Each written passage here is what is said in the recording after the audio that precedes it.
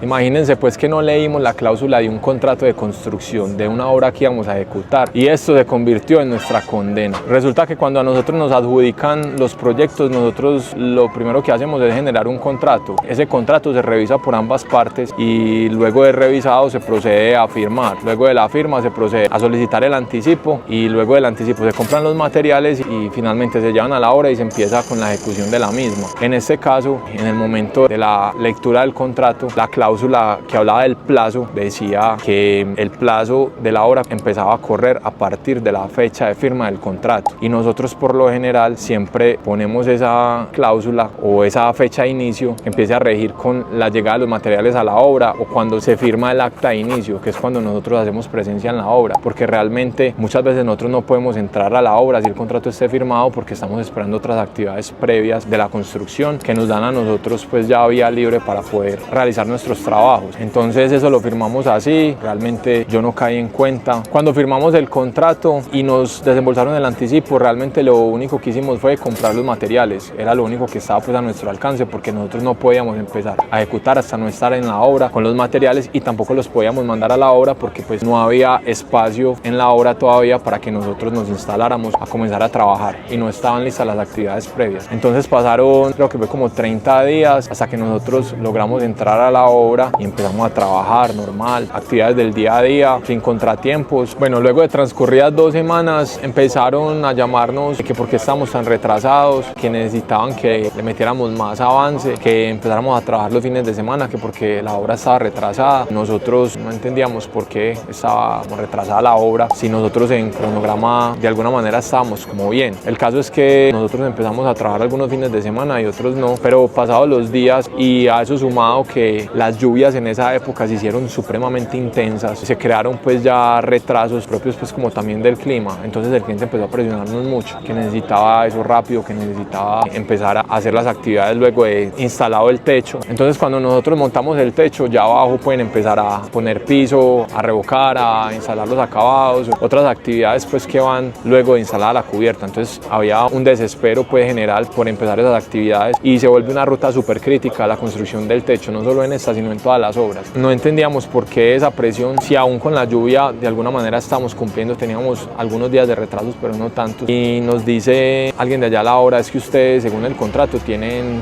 38 días de retraso. Nosotros como, uy, pero ¿cómo que 38 días de retraso? Es imposible, es que 38 días no es ni siquiera lo que llevamos nosotros desde que entramos al proyecto. El caso es que nos pusimos a leer el contrato y efectivamente en la cláusula decía que el tiempo empezaba a contar a partir de la fecha de firma. Entonces claramente había un retraso contractual, así se había estipulado en el contrato y pues lo único que podíamos hacer era meterle la ficha para poder salir de allá lo antes posible y eso pues sin descuidar la calidad. Empezamos a trabajar sábados, domingos, entendiendo pues que también había que darle descanso al personal porque no se puede trabajar derecho siempre. Empezamos a hacer algunas cosas que podían ayudar a mejorar el rendimiento, como pedir la teja sobre planos y no esperar a que estuviera ya la estructura para pedir la teja. Entonces eso nos ayudó a que cuando estuviéramos terminando la estructura metálica ya la teja estuviera llegando. La teja la montamos en tiempo récord, logramos habilitar un espacio que era el que ellos tenían más prioritario y ya luego se habilitó el otro, pero realmente fueron momentos de mucha tensión y de bastante estrés porque todos los ojos estaban puestos sobre nosotros y nosotros teníamos de alguna manera como esa responsabilidad o como culpa de no haber leído el contrato. Y yo finalmente en un comité pues yo les dije, vea, es que lo que pasó es que el contrato se firmó así y nosotros realmente desde que firmamos el contrato hasta que empezamos la obra lo único que hicimos fue comprar los materiales. Entonces sí tenemos un retraso contractualmente, pero si lo vamos a ver desde que empezamos la obra